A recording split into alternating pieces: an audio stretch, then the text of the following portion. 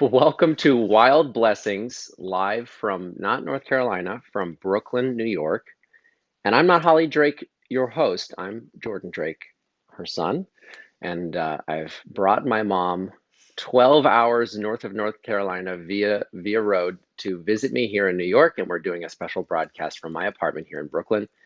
We're going to have a fun time today because we're sort of breaking the normal mold, I know, of what you do on Teaching Tuesdays. And we're going to talk about some of the things that you foraged on the road up here. I'm going to ask some questions. I have a background in journalism and I'm a curious guy. So we're going to talk a little bit about the history of wild blessings and your career as a forager. And then we're going to do a rebroadcast of one of the hits, one of the best segments from Teaching Tuesdays, which is just the how to forage session and teaching segment that you've done in the past, and you want to rebroadcast that. Why? What's the reason you wanted to rebroadcast that segment? Well, we are almost at 200 members with our Wild Blessings Facebook group, and I am so excited to see it expanding. And lighting wildfires is one of my passions. But I just think it's important that we are safe in how we do it, and we're sustainable, and we are um, follow the guidelines that are used to be common sense, but have been lost since the days of grocery stores. So, yeah, I just want to make sure you guys are cared for and you know what you're doing. And I think it would be a good time to rebroadcast that. Yeah, so if you're new to the group, stick around. I think you'll enjoy that segment because it really is a guide step by step of how to forage and how to do it sustainably and do it safely. Make sure you don't eat things that are going to give you a bad time and instead give things that are going to eat things that will give you nutrients and Yeah. life. So let's start though. Again, we're here in Brooklyn, New York. I should say, by the way, that the fort at home in North Carolina is being held down by our our studio technician, my dad Jason, and our studio Hi, mascot Max. Max. Hi Oh, Max. man. Mommy misses you. He can't hear you. Cameo right on You can't time. hear me. Oh my goodness. Hi No, buddy. Oh, gosh. I yeah. love him. And I didn't want to leave the plants either. Or you, Jason. But Yeah, it's so good to be here it's with quite Jordan. a lot that you're here. I mean, she had to leave behind her husband, her dog, and her plants just to visit me in Brooklyn.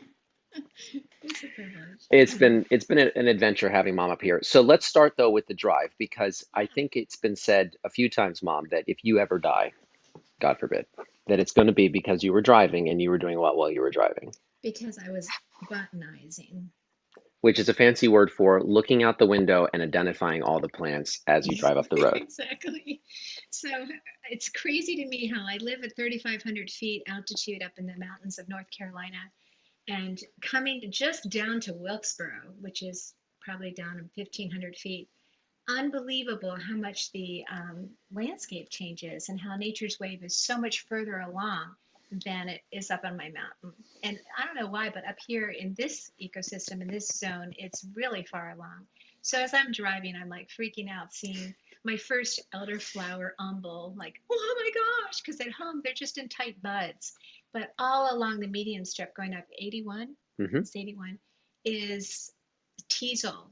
And Teasel is powerful medicine for Lyme disease, and it's such an unusual. It looks like something from outer space. Such a beautiful plant. Of course, it's not flowering now. It's only at the short stalk area, but you can sure tell that that's what's coming. And so it's like an advertisement. I'm coming. So literally millions along the median strip, and then all along the woodland, along the side of the highway, were thousands and thousands of sumac flowers, and at this point they're kind of greenish yellow and um, not a very bright advertisement, but what is coming is very bright because those red drupes or bobs, sumac bobs, just mean amazing spice. It means sumac aid lemonade. It's such an incredible gift from God, and not only for food but for medicine. So I saw a lot of that, and as I turned right on 66, um, there is literally 30 minutes of autumn olive berries. Oh, And even I know that's a big deal. it's a big deal. Of course, the berries and not even the flowers are out, but all of the very silvery green, beautiful leaves are like, here I am. And they have a very unusual kind of a fan shape to the plant itself, the shrub. So they're very distinguished and beautiful. got to my brother's, super busy on my way up here. I In had an agenda. Alexandria, Virginia, we should say. So North Carolina up to Alexander, Virginia. Yeah, which is about 4 hours. But I didn't have any time to look at plants there because I was there actually for my niece's graduation, which she's graduating right now, which is exciting. And she'll be going to Prague after this. 1 year in Prague. I know. So I didn't get time to be with the plants, but I did get to hear the cicadas. And here's a picture that Frankie, my cousin Frankie, posted in our Wild Blessings Facebook page of cicada being eaten. I think they stay in their lymph or in their what is that form? I can't even think of the word, but they stay in the tree for 17 years and they come out after 17 years and more metamorphose into these very noisy. Do you have a cicada sound? I, What well, did it it's sound interesting. like to you? You would think normally that cicadas would be sort of high pitched, but in the spring summertime of Alexander, Virginia, it literally sounds. I thought it was an air raid siren. It's whoa, whoa, whoa, whoa, whoa, whoa. I mean, it's Yeah, really deep and kind of and post-apocalyptic. constant. I actually had to ask. I said, "What does that sound?" Because I thought for a second maybe there was some sort of a national emergency because Alexandria is near the capital. I'm going to pause this for 1 second and check with our technician at home. Are we still getting good video and audio feed? Uh, okay, I'm just going to assume by your silence the answer is yes. Okay. Yeah. So I didn't forage for anything there, but then we drove up to my childhood home in Morristown, New Jersey, which is South Jersey, right across the bridge from Philadelphia. We swung by first to see if we could get some pretzels, but everything was closed because of Memorial Day. Pretzels are a big deal in the suburbs of Philadelphia, as you might imagine, and yeah, it was disappointing. It We was. got a good Philly cheesesteak though. We did. Yeah, But I'm going to go to the pretzel store on the way home. you better. I will. So it was really kind of fun. It's been years since I've been back to my childhood home in Morristown, but we lived at the end of a cul-de-sac. No, it was not a cul-de-sac. It was just the end of a road. And next to that was a field, a farmer's field, and there were just tall grass that we used to hide in and play in, and had so much fun. And there was a creek over to the right called Pompeston Creek, which was fed by the Delaware River. And oh my goodness, my brother and I spent hours out in those fields, flying kites and playing and hiding and playing in the creek and finding turtles and observing the plants, but not knowing them. So it's like I could not wait to get back there and see now that I am who I am and what I know and see what was there. And it was pretty astounding and extremely fun. This And is always what's fun, by the way, going with yeah, you to a new place, especially a place that has a lot of meaning to you that you haven't previously foraged or scouted for what's available there, yeah, because it's just constant. Oh, look at this! Oh, look at this! Which I mean, I don't want to tease everything that we're going to put into a video that'll actually come out on the Foraging Fridays Patreon account. So if you're not supporting us on Patreon, please do, because we do put out special content for the people who yeah, support we on sure work Patreon. on that. But there's going to be a special video coming out with some of that sort of foraging report, and I'll just tease that a little bit to say we found so much honeysuckle. Oh, I'm sorry, and lamb's ear. This is not lambs, this is milkweed. What she said. Yeah, what she said. So remember last week, guys, I taught you on Asclepia officinalis and no, Syriaca. And this is the stage that it's at now. And this is the tasty, tasty meristematic. Here, I don't want to spill this. Can you put that Hmm. down? Cheers. So it's just like asparagus. So at the bottom here is very tough and woody. Guess why? Because it's going to hold this up. But this part that's flexible is the part you want to eat. And this is the stage that you want to get for the making pickles or green beans or asparagus and very tender meristematic part. How much of this did you find there, milkweed? Oh, there's so much, but I only got three, and we'll have it for dinner when I go see Jen and Hmm. Andrew. Hmm. But these top leaves, these ones right here, these are tasty. These do not have any latex in them yet, and they are really yummy. So this is the part I'd eat. I don't think I'd eat the bigger leaves, although these aren't bad. They get really bad. So like I said many times to you, not every plant that is edible, the entire plant is edible, and not necessarily all throughout the seasons either. So it's kind of, it used to be common sense, but these are things that we need to reclaim and understand, just like eating a banana too early. Right. Everyone understands what it's like to go into the grocery store and see something that's not ripe yet. And it's the Yes. same for wild foods. I Yeah. should note, by the way, you point out the various stages of milkweed and what Mm-hmm. it is now, what it could become. This is Mm-hmm. also part of what I think is exciting when driving and discovering things with you is that given all of your knowledge and given all of your experience, you don't just see the plant that is as it is now. You see it as what it was and what it will be. Right. So you sort of see things in this continuum of growth and the nature's Mhm. wave that you're always talking about, which sort of just adds to the depth of what you It has to do with experience. intimacy, because with nature, you want to experience nature with all five of your senses. And so you can observe with your eyes, and you can listen with your ears, and you can smell the aromas with your nose. You can touch the textures, and you can eat them, which is what I love to teach. And especially on Foraging Fridays, I take you in my kitchen and we cook things up. So I'll be showing you how to make pickles out of these. Jason loves these pickles. Okay, so then I went, so that was Morristown. Oh my gosh, there was Costco's of wild grape and honeysuckle and milkweed, and I found dogbane right next to the milkweed, which was so exciting because remember I was teaching last week that that is a poisonous lookalike. Some of the plants have very similar looking plants that are toxic, so it's really important to stick with me and learn with me, and I'll definitely be showing you those nuances. Sometimes they're really obvious and clear. I feel like what's it called again? Milkweed, Milkweed and dogbane. dogbane. It's pretty obviously a competitor. I mean, it doesn't do a terribly good job of pretending to look like milkweed. It does when it's young, like when Oh, it first comes out as a stalk. but when it gets a little more mature, the Yeah, differences are pretty. yeah, there's a lot. She'll point this out in the video you'll see on Foraging Fridays Absolutely. Patreon page. But it, There's a it's lot of wild yeah, grape leaves too, Jason. So I'm going to get a bunch of those when I'm going to stop back there on the way home. I didn't have time coming up here because we had a schedule to keep. But on the way back, I'm going to meander and do a lot of shopping, and that'll be fun. on the way up we did foraging. On the way back she's going to do pillaging. Sustainably, Sustainably. Only take a third of what you see, right? or Isn't that the rule? less, Or less, a third or less. depending on the ecosystem, Right, and right. And never there, it next was to a busy. plentiful. I mean, like yards and yards and yards and yards and yards of just hedge of just all of these plants that we're talking Yeah, about. I call it a Costco or a Sam's Club. It was pretty cool though, because again, you just imagine going back, think about where you grew up as a child, think about the home, think about the fields, think about the woods, and just imagine coming back and rediscovering these same areas. Now they're much more mature and grown up, but now it's also, what are the things here that for all this time I didn't even know were edible? Yeah. Yeah, that was And I pretty fun. found burdock, Jody, right there on Main Street. I took a picture to prove it. That's right, Main Street So, in downtown Morristown. yeah. So I'll be sharing all that stuff with you guys on Friday, but it was fun. So then we drove up from there to New York City. And what are our plans while we're here? We've got a packed week ahead, so we're going to spend some time, obviously, decorating my apartment. That's one of the reasons Mom drove up. I just moved in, and we've got some wall space that I haven't previously had in previous places that I've lived, and so we're going to do a lot of decorating and With hanging some of pictures and Jason's whatnot. artwork too. That's right. We've got some of my dad's artwork. We've got some great Ansel Adams prints. It's going to be a good time on that front. We're also going to explore some of the foliage and nature that's available here in New York City, starting, of course, with my backyard because I am lucky enough in where I now live to actually have a backyard. And in said backyard, we have a rose bush and some peonies, And they're and both edible. they're both edible. So we're going to explore some of that. Well, I'll show Mom around my neighborhood of Greenpoint, which I think you'll discover, she hasn't been around yet. We just got in last night. Is quite green, and you'll enjoy that.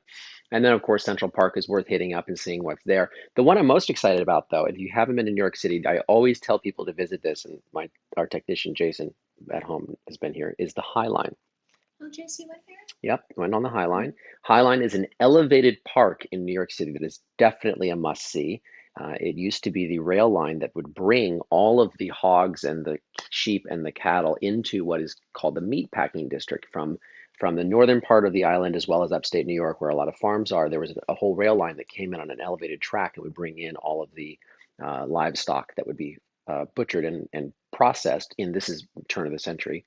Of course, that all went away as the city grew and became less about that type of industry, and that elevated train was left over, abandoned for years. And they built a park on top of it. And so you and I will walk along it, and it's 20 city blocks, which is pretty long. It's a long walk, all the way up from 14th Street up to 34th Street with plants and chairs and sculptures. And I'm very curious to see what you discover there. And I suspect it'll be just like Moorestown, where it's, oh, look at this and oh, look at that. So Sure. it's going to be a lot of fun. So that is in the cards for this week. But one of the things we wanted to do while you're here is, I have a background in journalism. I'm a curious guy. And so I think our audience would be quite curious to know maybe just a little bit of the backstory for Wild Blessings and for your love of nature, because you've impacted so many people with this channel, and so many people who are watching and will watch the recorded version of this are here because they love your love of nature and they love learning from you. Mm. But let's start with kind of, where did this start for you? So let's start with where you grew up. Okay, I grew up in South Jersey, but every summer I'd go up to northern Minnesota, where my grandfather and grandmother, Cap and Mom Endries, I called him Pop and called her Amma, where they started a boys' camp in 1935 called Camp Chippewa. Oh, thank you, Jason. So there's Amma on the left and Pop, and yeah, we all wore lumber jackets from the Bemidji woolen mills. This camp is still running today, and it's one of the top 10 family run camps called Camp Chippewa. My awesome cousin Mike runs it. And of course, Uncle John ran it for years after Pop passed it down to him. But Pop was still very active, and so was Alma at the teaching the campers all the way up till 98 when he passed away. And so they were just incredible. But he was a naturalist. And so, oh my gosh, Jason, that's so cute. This is my brother and I, Ricky and Holly, and we're on the Buck Lake dock. So Cass Lake and Buck Lake are two adjacent lakes that are connected through a pug hole. And Pop and Alma's cabin called Trails End was on Buck Lake. And the camp was, you go through this red and white pine forest to Beautiful. get beautiful forest, tall, towering pines. And I've posted pictures of that when we were studying pine before, so I'll tag you on that. But oh my word. So walking through these paths, pine needle laden paths to get to Trails End to spend time with Pop. Um, is such an incredible memory. And when I was that age that Jason showed that picture, I would collect minnows and live minnows and stick them in my socks and my pockets. And I'd pick up acorns and I'd walk by myself down that path to Trails End so I could see Papa and Amma and show them what I found. And he would take the campers on nature hikes. And I would always try to tag around if I could. But most of the time I liked being with Pop by myself. We'd go find mushrooms and we'd make spore prints on black and white paper to see what color spores they were. And he had all these nature books, which I am now in I possession of. remember those books. Yeah, beautiful. They're beautiful. And it was so formative and so meaningful to me. And I think Pop knew the botanical name of every blade of grass, of every tree. He was just so into nature. He loved nature and nature's God. So I come by it really honestly. Okay, but what's interesting about that is that you spent so much of your childhood in the northern part of Minnesota on the lake there in Cass Lake with Mhm, your grandfather, my great grandfather, mhm. Cap Endries, exploring nature and learning from him. And yet, Oh, yes. Okay, this is kind of strange, but I didn't learn how to eat these mushrooms or eat these plants that we would discover. I only identified them. he didn't eat any of it. No, none of Foraging it. wasn't Well, never, the chokecherries and the high bush cranberries we would gather in probably the these honeysuckle, maybe you'd eat that, no or mosquito laden woods, and then we'd bring them back in buckets, and Alma and I would make jelly okay. out of them. So with rare So, exception, though, it was yeah, more about sort of the Audubon Society identifying type of yeah. nature naturalist and not really the foraging. So that didn't come till many, many years later then. No, and Pop, when he passed away, one of the things I wanted to keep, which I didn't, where he had boxes of plants, actual plants that he had pressed, and because he was just always collecting and always identifying and drawing pictures of these plants. And I honestly, I'm not really sure why this is, except for I think that that entire generation was more into the intellectual understanding and appreciation of the beauty and the eccentricity of nature than the usefulness. And because science was the answer to everything. And I think only recently in the last 20 years or so have people been kind of thinking maybe we need to go back to nature and find what it is God has given us free for the knowing and the picking for our food and for our medicine and for usefulness. And so there's just, I think he'd be really proud of me Oh, absolutely. because I would just do anything to be able to fix him a wild food meal, and I probably would really want to blow his mind by making it mostly wild. And But that's an yeah, interesting thing, right? Because if you think about Pop was born in what, 18 something? 1893. Excuse me. So, you know, a generation or two before him, he was a he was born in Germany, or no, was he born in the United States, He was Pop? born in the United Okay, so States. first generation German American. Two or three generations before him absolutely knew how to forage if you Oh, just go sure. back. So a few generations detour into sort of the more naturalist Audubon Society, identify, make prints, make spore prints, but Hmm. we don't really eat. It's not needed. We have Hmm. agriculture and we have science and we have the grocery store for that. Of course, Depression era, that was a pretty tenuous Hmm. experience. But coming full circle now, a few generations later, Hmm. and we're back to wanting to take advantage of these things. And that's evidence, of course, by all of you who are watching and participating in this group and on YouTube, Yeah. because people are interested in that again. So it's kind of interesting how these things kind of go Yes. away and they come back to us. So you grew up going to Minnesota every summer. Some of the Hmm. happiest memories of your life, I Oh, think, were absolutely. up And there. yours too, because we would Well, all that's go right, there. because we've been going there now ever since. In fact, we're going back this summer. Our whole family is coming together again. And And it's we could do Foraging Teaching Tuesday up at camp. we should. We'll do a live broadcast from Minnesota. We have good internet up there. Oh That's a my great gosh, that'd idea. be amazing. That'll be fun. But what's cool, I'll just as a quick aside, I'll say, excuse me, you talked about collecting minnows and you talked about collecting shells and collecting things. Acorns, yeah. And your granddaughter, Olivia, does the same thing. She loves to collect pine cones and just collecting things and then giving them Oh. to people. So these things come back. So that's where you were raised. And then Hmm. I was born and raised for the first 10 years of my life. And you spent, I think, what, 20 years in Southern California. Hmm. Now, this is the suburbs of LA. It wasn't a concrete jungle quite like here in New York City, but it's a metro, it's a metropolitan suburban area. But Hmm. nature was always very important to you as a mom, as a homeschool mom then as Yeah, well. absolutely.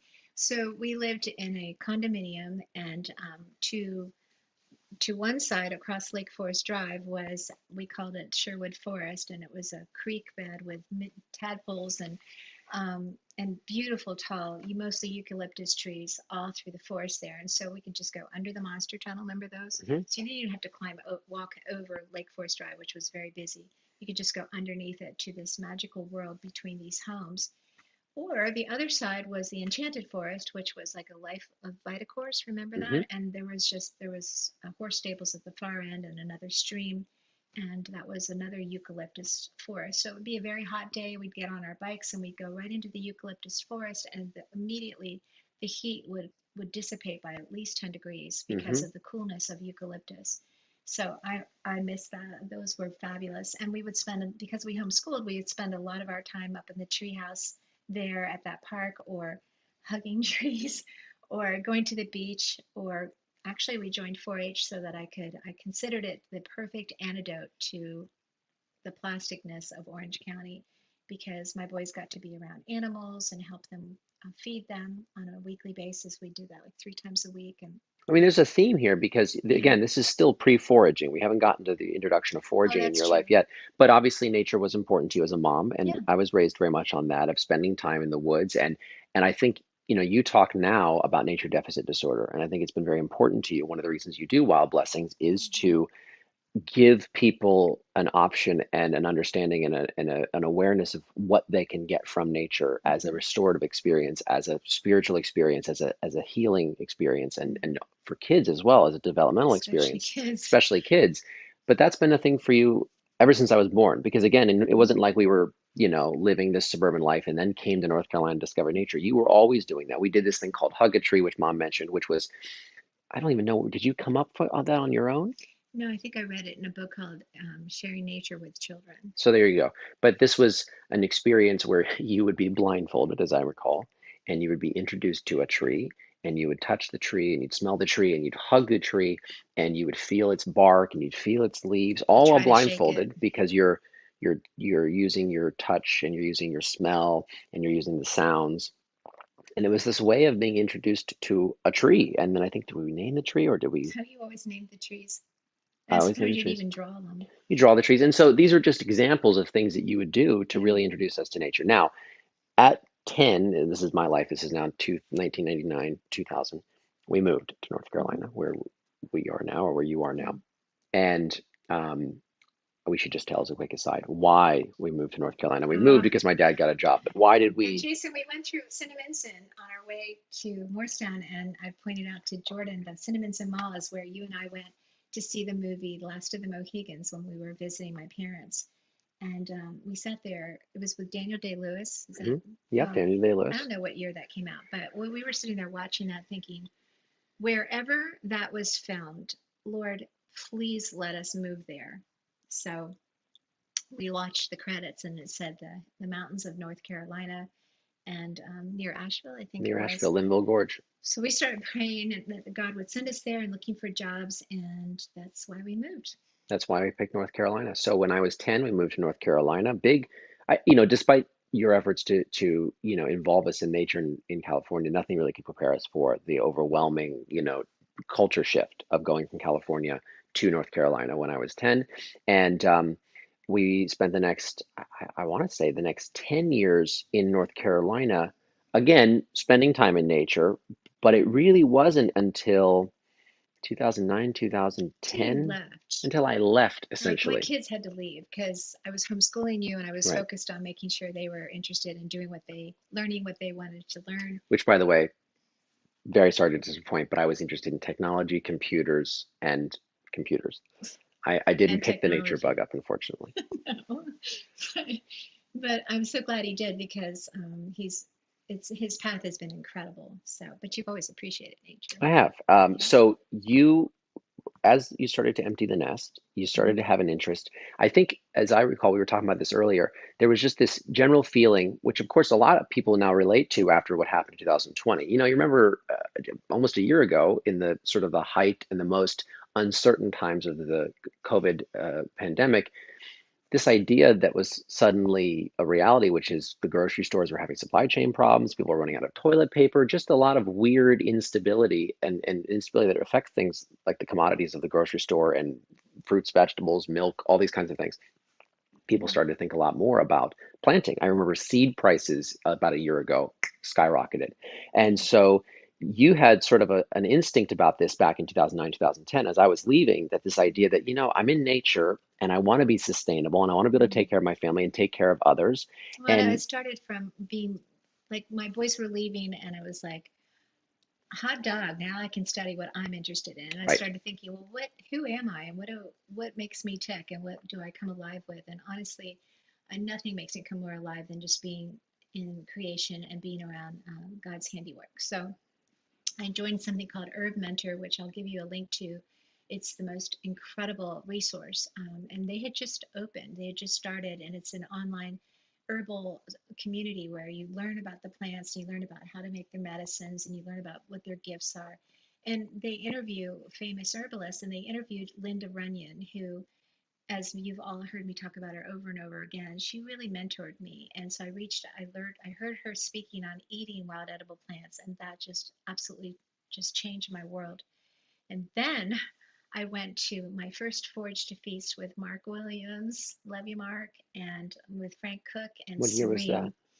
I think that was 2009. Wow. I'm not sure, but they went they went out in Maverick Farms, out into the woods and the fields, and he and Frank taught us what the plants were. We even went to a waterfall, but we also collected all of these things in baskets and came back into the kitchen at Maverick Farms and cooked it all up into the most amazing dinner I've ever had.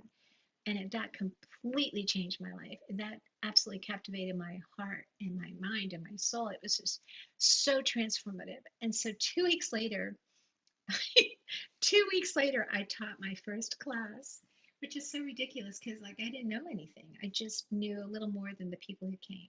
And so we had our first Forage to Feast, and I've honestly done it, I don't know how many hundreds of times since then. And it's just become what I love to do and what I'm known for. But that's how it all began. That's pretty cool too, because what it means is obviously you've been teaching this whole time. But for those of you who are just starting to experience wild blessings and get to know my mom, this is a lifetime of love of nature. And this is over a decade now of having spent time foraging and learning about these plants. And it is fun if you ever get a chance to spend time with my mom in person to spend time with her in nature because there's just no plant that you don't have a relationship with.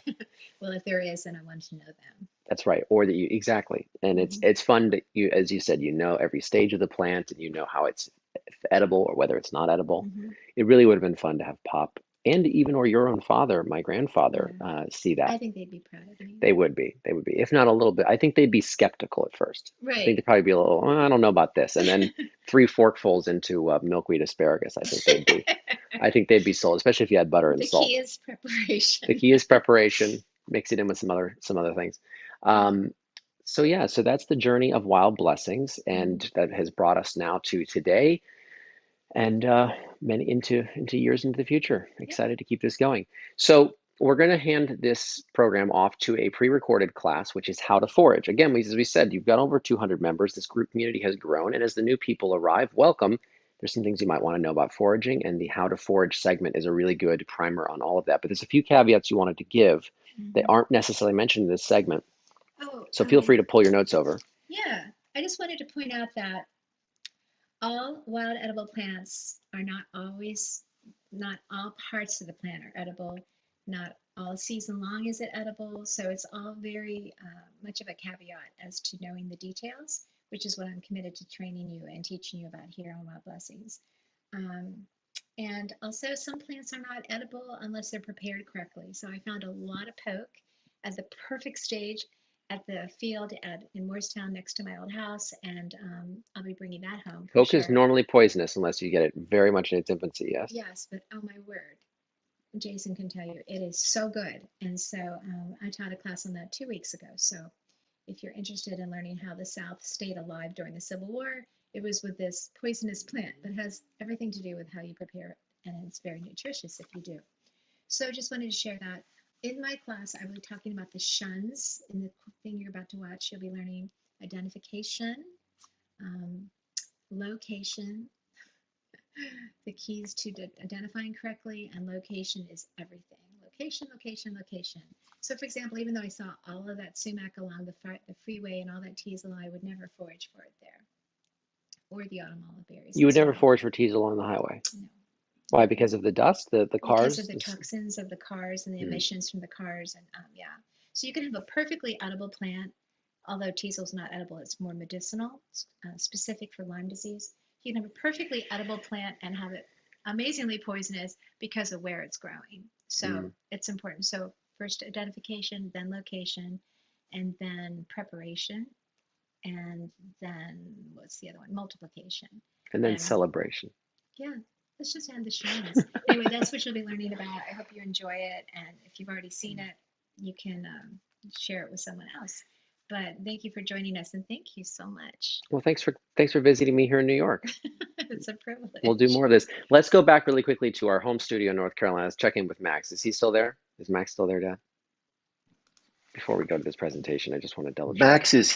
Max is with me, but you know what? He is. Let me show you. Uh-oh. Max is Oh, there he There is. he is. Hi, buddy. Hi, Max. he's kind of chilling over there in the Maybe he corner. missed. Yes. Yeah, he's chilling in the corner. So, He's a very reliable but studio audience, but he might fall asleep. You never know. yeah. Okay, well, So as we like yes. to say, take it away, Engineer Dad. We'll get this pre-recorded fired up. Okay, let's see if we can do that. So we're going to go ahead and play Okay. this I am opportunity. an Hold on avid a second. forager, a wild food chef, and an enthusiastic teacher. This is my website. You can learn about all my classes, events, and resources here. It's wildblessings.com. When you go there, and you will find a pop-up that if you give me your address and your email address and your name, then I'll be able to connect with you, and you can get my free guide to my favorite wild edible plants. So all their leaves and shoots and buds and flowers and seeds and pods and berries.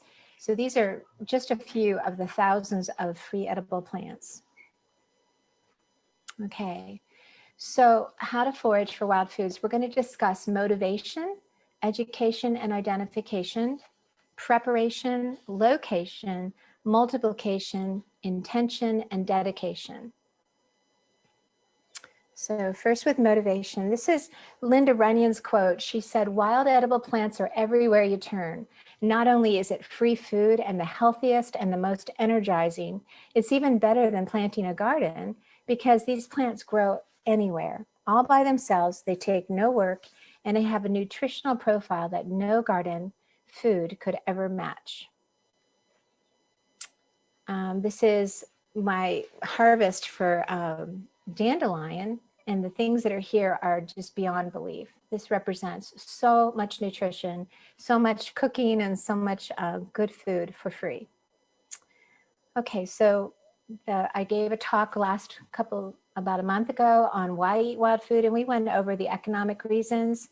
It's free, renewable, and abundant, and the health reasons, the nutrition, the enzyme-rich, medicinal. There's no genetically modified organisms. It's no pesticides, if you're careful about that, no additives and preservatives, and very health-inducing. Gardening, they're tough to kill, no need to cultivate, they're resistant to drought, and weeds have a duration of growth that is much longer. And then well-being, just being prepared for emergencies, having fun, and getting in touch with nature's creator. If you want to hear that talk, I will probably put that on YouTube. Okay, here's some of my wild food students collecting red clover, which we fed a whole bunch of people with. The whole field is nothing but red clover. Here's how much red clover blossoms cost at Earth Fair on sale.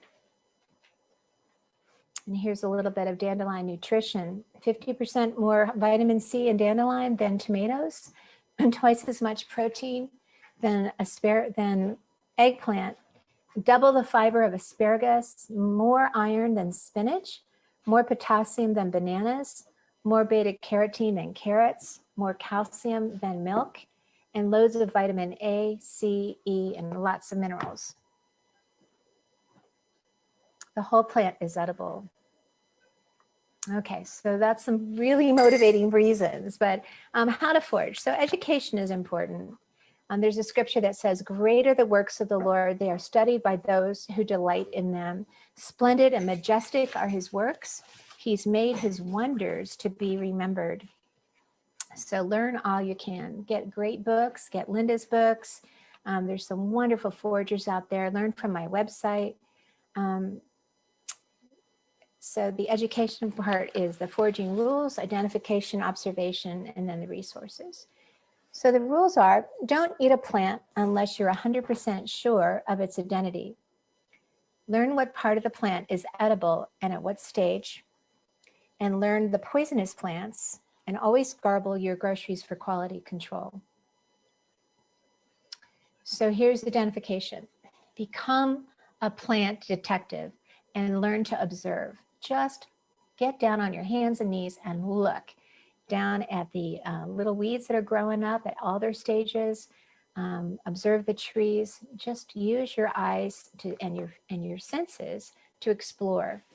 Look at the plant shapes. Are they creeping and crawling along the ground? Are they straight and erect? Are they branching out? Look at whether they're opposite leaves or alternate leaves, and then look at their shapes and their margins and their venation of their leaves and the flowers. How many numbers of petals? What color are they? And observe the plant, the same plant, through all of its seasons of its life cycle. And that will be a huge education right there. Always be 100% certain of the identification of a plant before consuming and eating it. Here's a wonderful resource that I have on my website. I'll be happy to give you a link to, of the different shapes of leaves and what they're called. You don't need to know what they're called. You just need to be able to describe them yourself.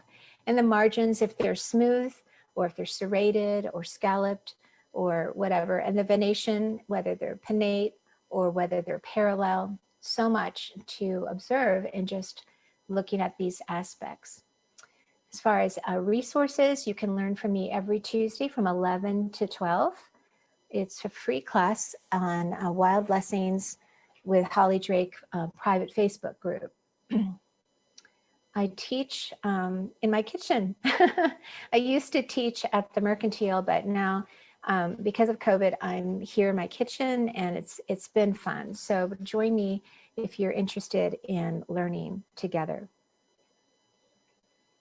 We will be befriending plants, where we talk about plants as if they're introducing to a person, you know, with personalities and with history and with characteristics, etc. So that's going to be a real deep dive into individual plants. And then you can learn, I think the best way to learn is to actually go on wild shopping adventures, you know, to go out in the wild with someone who knows what they're doing. Go out with me and go to cattail swamps, or go into the forest, or go into grasslands. There's all these great places to go. And I've done hundreds of forage to feasts where we go shopping and then we come back and cook up together our catch. So here we are shopping in nature, finding wild riches, garbling our groceries, cooking together, eating together. Here we are having a wild picnic. Okay, so that, I think there's no better way to learn than to actually do and to experience. And everyone says after they've eaten a wild food feast at my house that they feel so energized. Okay, the next point after education is preparation. And so it's important that you're dressed for success. And so we'll go over those things, that you have a backpack, you have a walking stick and shopping carts and bags, and you have scissors and shears and a foraging belt and water. So here's what I recommend for dressing. I really recommend always having long pants, and I like to wear high boots with my pants inside of them.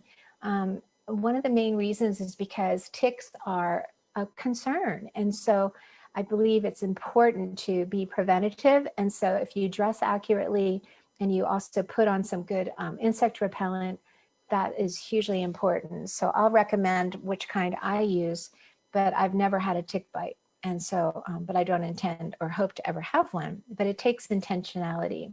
So I always wear a hat to protect my face, and also to keep ticks out of my hair, and also, you know, just to be protected from, you know, other aspects in nature. And I like to have layers. So like I'll wear a short sleeve shirt under a long sleeve shirt and keep those things with me. In my backpack, I always have bug spray. There's kinds that you can use that are natural. I like to use essential oils because if you use the commercial things, they tend to have toxins and poisons in them. And so it's important what you put on your skin, because your skin is absorbing everything. And so it's like the biggest organ in your body. So it's important what you use. So always use something natural that's effective.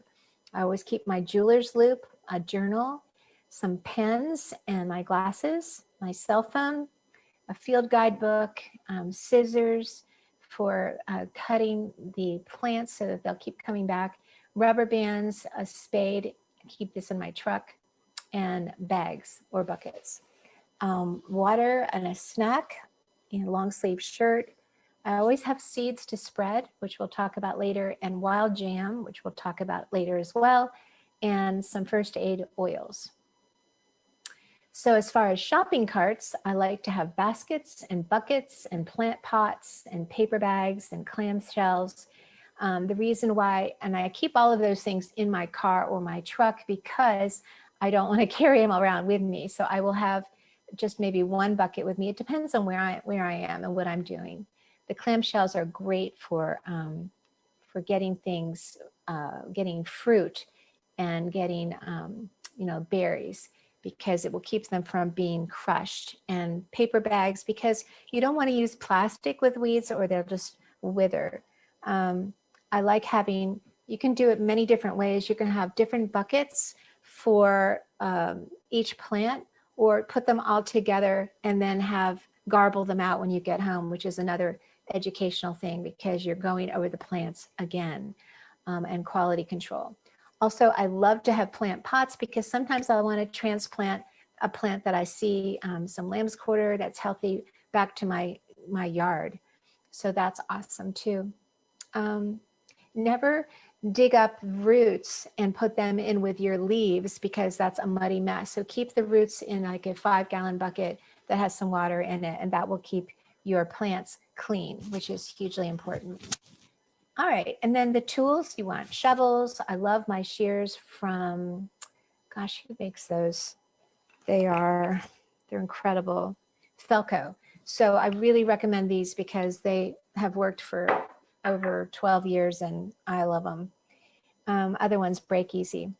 I always have an apron where I can keep my jeweler's loop in, and a walking stick. And the walking stick is helpful for keeping my balance, but also for, you know, going under bushes and stuff to make sure there's no snakes, which I've never actually seen one. So it's just being preventative. Location is huge.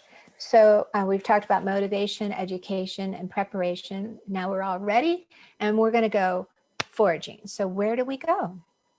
So you can always find previews of and advertisements of plants that are coming. So let me show you what I mean by that. So if you were looking for chestnuts in the fall, the way to find them is in the spring and the summer when their flowers come out, because they smell horrific and you can smell them for blocks away. They've got this really strong aroma, and I would never want a chestnut tree on my land, but I sure love having access to them. And so you can see them as well. So they're like saying, I'm coming, I'm coming. So just keep your eyes open for advertisements. Here, the same thing with elderberries. If you're excited about elderberries, then you want to look for in the spring, in May and June, you'll see the elderflowers, and those are kind of like little advertisements saying elderberries are coming. So keep your eye open for advertisements. Here's some elderflower fritters that I made with the flowers and some elderberry syrup. Okay, so where not to shop. So you certainly don't want to shop where anyone has been spreading or using pesticides. So if you go to organic farms, then you're certainly going to want to ask for permission, but you want to make sure that they don't use any herbicides or pesticides in their growing process. Also, be aware of dogs and where they do their thing. However, I'm not as worried about that as I am about other things like the chemicals that come from a Christmas tree farm.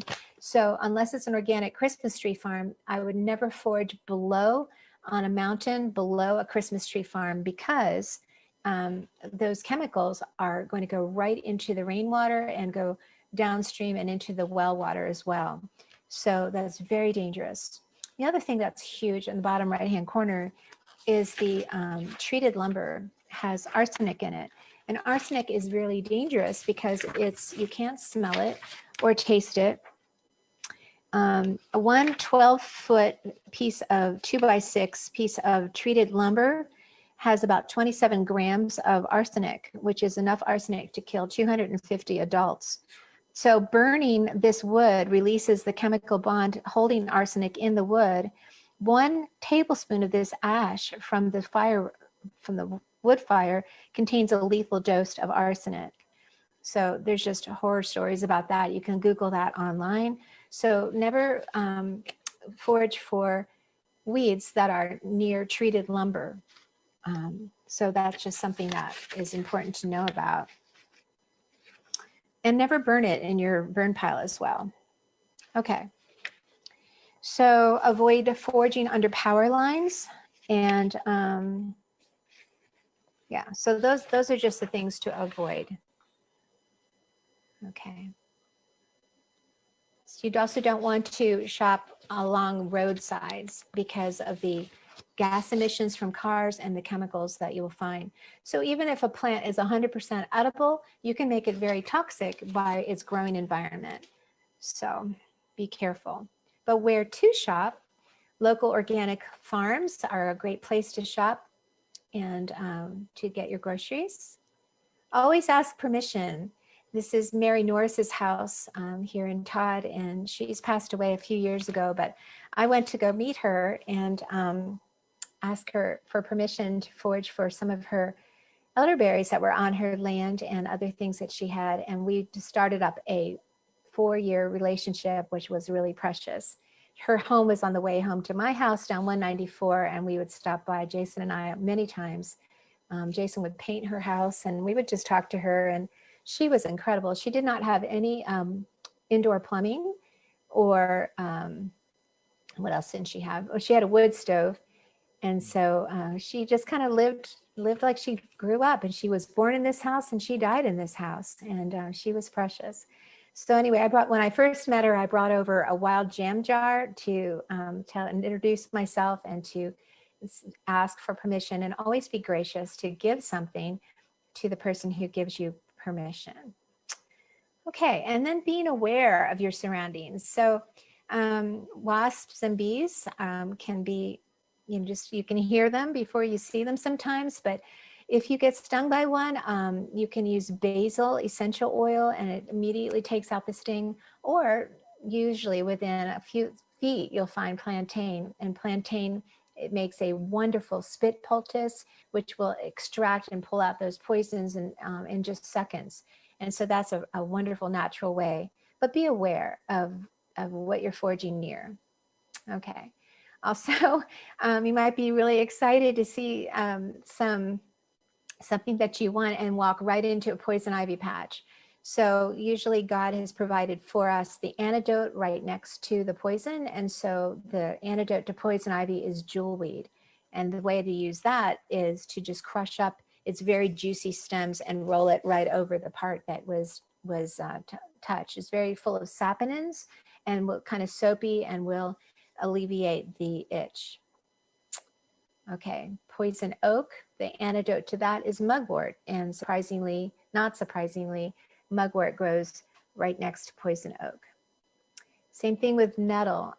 Stinging nettle, Urtica dioica, is very, it's got those formic acid little needles on them, and they can really be obnoxious. So always forage for them with gloves, which is what I did last night. But once they're dried, they no longer have that acid. And so I was able to touch them this morning and they didn't sting me. But if they do, the yellow dock, Rubus crispus on the right, is the antidote for that. And the same thing there, you would just break up the cell walls by rolling it and then roll it onto your skin, and it takes the sting out. So it's nettle in, dock out. Okay, and then being aware of, this is ragweed, and ragweed, I like to rip it out. So I don't think I have any on my property, but it's everywhere. And so this is why we get miserable, because of pollen. And so you can see the picture down below on the left of what the pollen looks like. And that gets in our sinuses and causes incredible problems. So the antidote to ragweed is a goldenrod, which grows right next to it. And so you can drink a tea out of that or make a tincture out of that. Or I like using lemon, lavender, and peppermint in internal pills with, but only use pure essential oils. They cannot be, they must be beyond organic. Okay, so being aware of that. And I think, being aware of these problems and being preventative about them and intentional is going to make your foraging experience so much more enjoyable or absolutely miserable. And so you want to make it a win-win. So be sure that you're prepared. Okay, and then our next point after location is multiplication. And that's huge because it has a lot to do with just being thoughtful and considerate. Sustainable harvesting, and we'll be talking about how to spread these seeds of life. Okay, so here we are in a ramp patch, and when I did this with these kids a number of years ago, I didn't know that it takes 7 years for a plant to grow its bulb and to be at this stage. And so now that I know what I know, I don't think I would take the whole root, especially with the little rootlets at the bottom. One way to do ramps sustainably is just to cut off the roots at the bottom and part of the bulb, and then keep that in the ground or put it back in the ground, and it will keep growing. But I didn't know that at the time. So when I went back the following year to this location, most of the ramps had been completely harvested, and there were hardly any there. And that's because I had told everyone where they were, and so we all just de-ramped the area. So be thoughtful. A lot of foragers now are just taking off the green leaves or just one of the green leaves of a ramp, which has that strong, garlicky, wonderful flavor as well.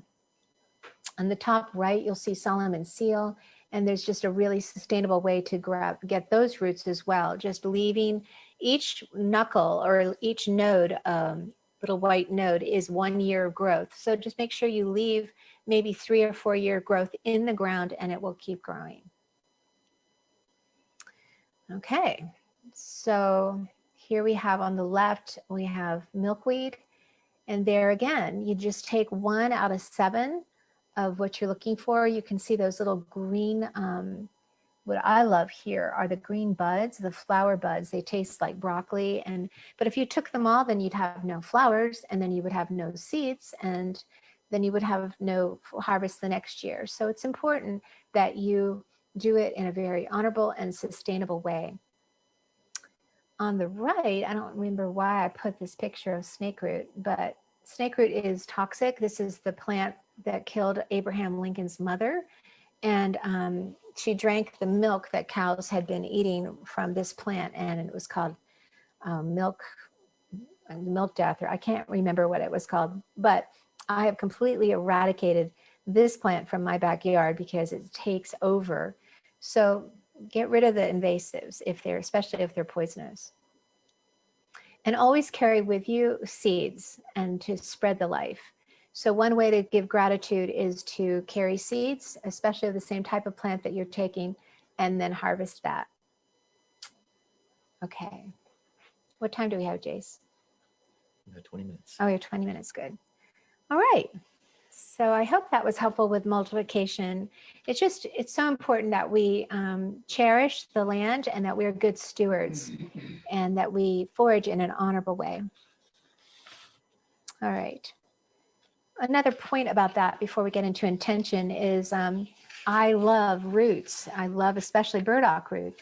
So don't feel too guilty when you're getting them. Just make sure that you leave enough root in the ground so that it will continue to grow and replenish.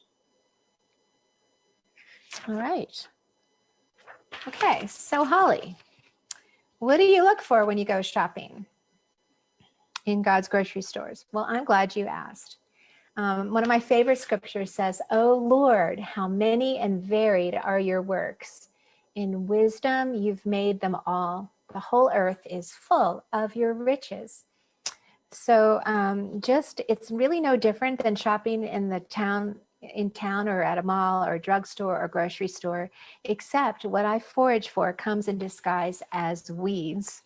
There's so much abundance to be discovered in the woods and fields and swamps, all free for the knowing and the picking.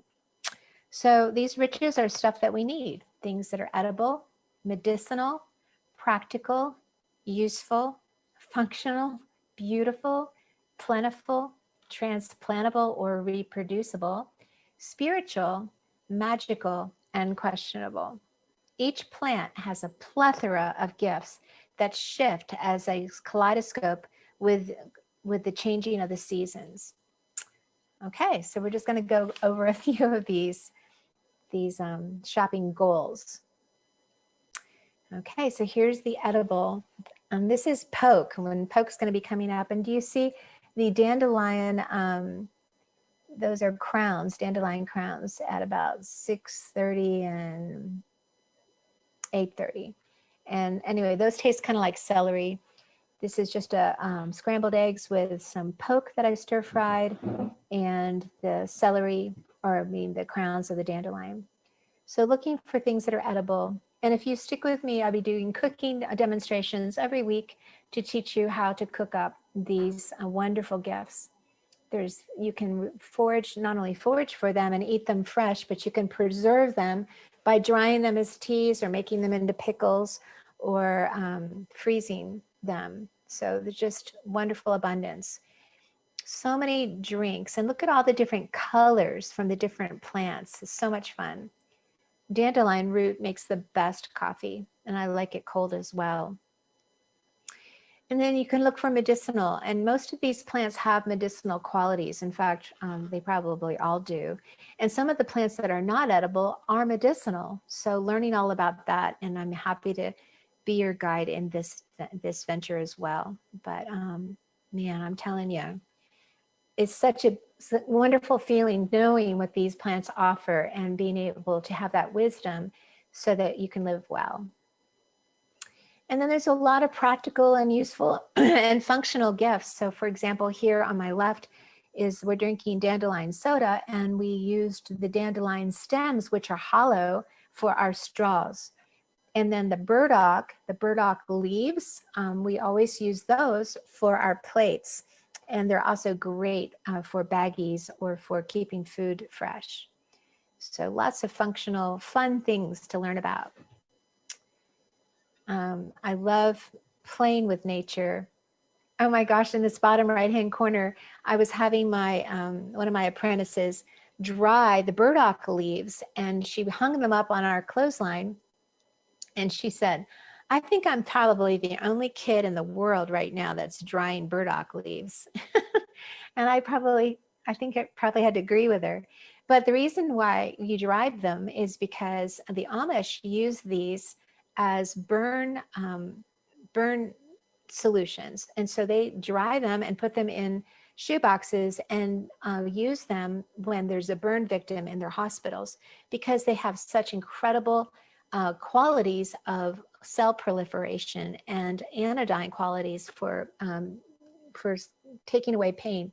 So burn victims that have reconstituted these dried leaves over their burns, they clean, they have less pain, and they have less scarring than any other type of burn solutions. So much functionality, so much beauty in nature.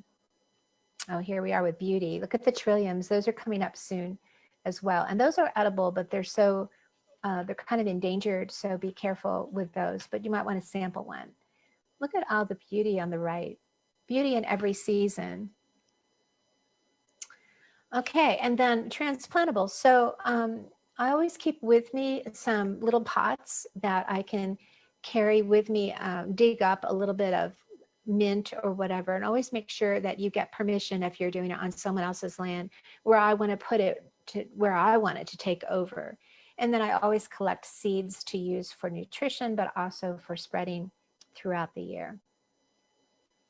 And just the majesty and the magicalness of nature reflects the creativity and the beauty of the Creator. I love looking at these magnolia acuminata leaves on the right, and just the shadows of their overlapping and the light coming and filtering through the trees. I have a hammock in my deep backyard that's underneath one of these trees. And so it's really special to just watch the seasons lying down in a hammock. So get yourself a hammock. And then smelling a milkweed flower there just isn't another experience like it. It's so sweet and so pungent in a beautiful way. Foraging, I have found puppies, surprised to find them, and it was just like, oh, such joy. So you never know what you're going to find. Here we are playing with nature, making forest angels, and here's my friend Rachel. She made a most beautiful Christmas tree with nature scraps. And here is Finley, and she's using a jeweler's loupe to look up close at a flower. Look at the way the chicory stamens are coming up. They're just amazing with different colors and textures, and astonishing. So beautiful. And then the times that we've had together in the wild, just enjoying one another and learning together is some of my happiest memories. And I've met some of the most precious people in these adventures together. Certainly memorable.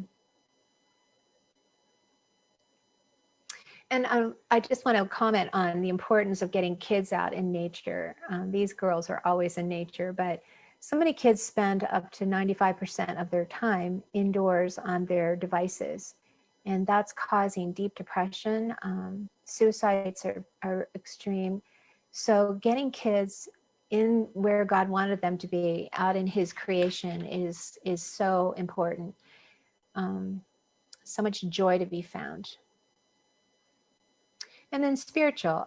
One of the things we do in our classes, we do a sit spot as one of our fieldwork assignments. And just every day I spend out in nature and on a rock, or I've got 15 different sit spots, but with my puppy, and just spending time with God and getting to observe his handiwork and enjoy his creation and being with him and learning from his handiwork.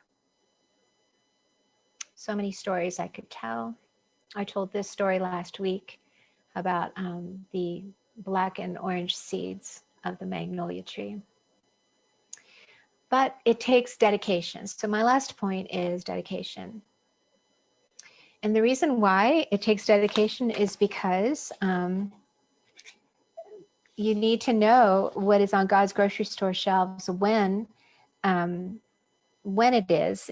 This skill needs to be relearned and reclaimed from our ancestors. This used to not be uncommon at all. But what comes up in the spring, and what does that develop into in the summer, and what does that become in the fall, and what do they look like in the winter? And just learning to surf nature's way, because it's highly seasonal. And you can't just go to the grocery store and get a ramp right now. You have to wait for it to come in April, which will be here soon. So learning to surf nature's wave is important. My scripture for this is, we look to you to give us our food in due season. You give to us, we gather it up. You open your hand, we are satisfied. You send forth your spirit, and we are created, and you renew the face of the ground. So God has given us so much, so many riches, and so much to satisfy us, but we need to have the wisdom to know what's in season. And there are seasons within seasons, and how to gather it up. So in the spring, you'll find, early spring, you'll find the sap from the trees. And I've been making maple syrup from the roots. From sassafras, you can make sassafras decoction. So many gifts in the early spring. And burdock roots. So it's all about following the energy and getting what's on, choosing the edible parts of the plant when they're the most nutritious and medicinal. God makes everything perfect in its season.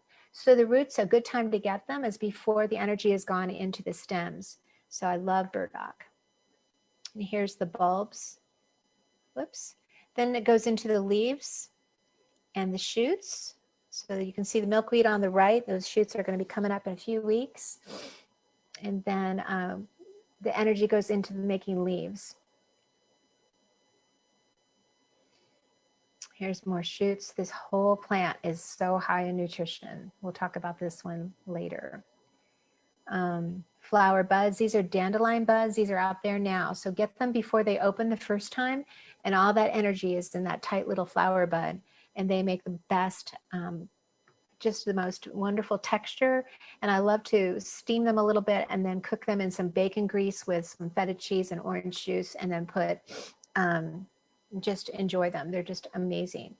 So the flower buds of the milkweed is on the right. Here's flowers of kudzu, taste just like grapes. Here's bee balm flowers. Pollen is huge. Pine pollen is coming up soon. Just knowing what nature's wave looks like is so important, and it's such an important skill to teach our kids. I'm so proud of those of you that have your kids on our class together, because you'll be wild children. Love that. So here we are now moving into the pods and the berries after the flower stage. These are beautiful autumn olive berries. The fruits and the nuts in the fall. There's always late blooms with the cool weather. The chickweed comes back in the coolness. It leaves during the summer. Fruits and tubers.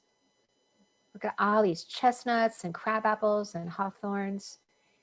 Chestnut oaks, acorns, I mean. So much bounty.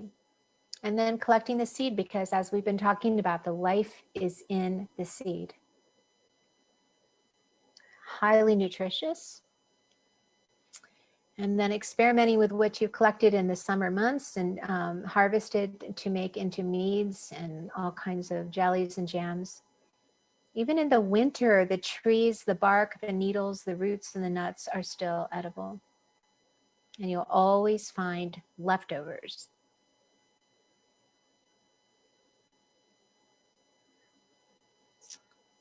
Okay, so just real quickly, here's just one plant's life cycle.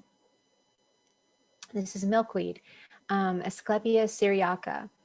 So in the spring, coming up soon, you're going to see the shoots, and those little shoots come out like arrows out of the ground, and they are so delicious. And depending on how you fix them, they can taste like green beans or asparagus, or I like to make them into pickles. And here I just buttered them. I steamed them and then buttered and salt and peppered them. You make sure that you get the water boiling really hard first, and then add it to it for about 3 minutes. Then the early leaves taste like spinach. And then the flower buds taste like broccoli. And the flowers, I like to put them in honey to infuse them so the honey will pick up their flavor because they have such a beautiful flavor. And then the early buds taste like potatoes. And as the buds get a little larger, they taste like cheese. And then they're no longer edible, but the fluff can be used for stuffing quilts, and they were used in the Second World War as K-puck to put in what are they called? Life preservers. And then it's the medicine, this incredible for warts, and it's the white latex that you use for that. Milkweed's reputation largely lies in its ability to help with lung conditions. It relaxes the bronchioles, reduces spasms, and liquefies the mucus in the lungs. So I've never used it for that, but I was studying about that, and that's amazing. And then stomach digestive problems such as diarrhea and constipation can be managed with milkweed. Who'da thunk? Also, it's one of the strongest plants for making rope that there is. Look at all the milkweed that was collected in the war effort in Second World War. And then these are the seeds. And I absolutely love how beautiful God has created. Each seed is different from other seeds, and each has its own signature. But these have become little parachutes to flow away. So the whole earth is full of his glory. And I hope this was helpful to you in learning about how to forage, and that it gives you more confidence in getting your forage on. And join us every Tuesday from 11 to 12. Love to have you. The Wild Blessings with Holly Drake is my Facebook page, and that's what you want to join. But you can go to my website and learn there lots of things for free. So blessings to you, and thank you for joining me.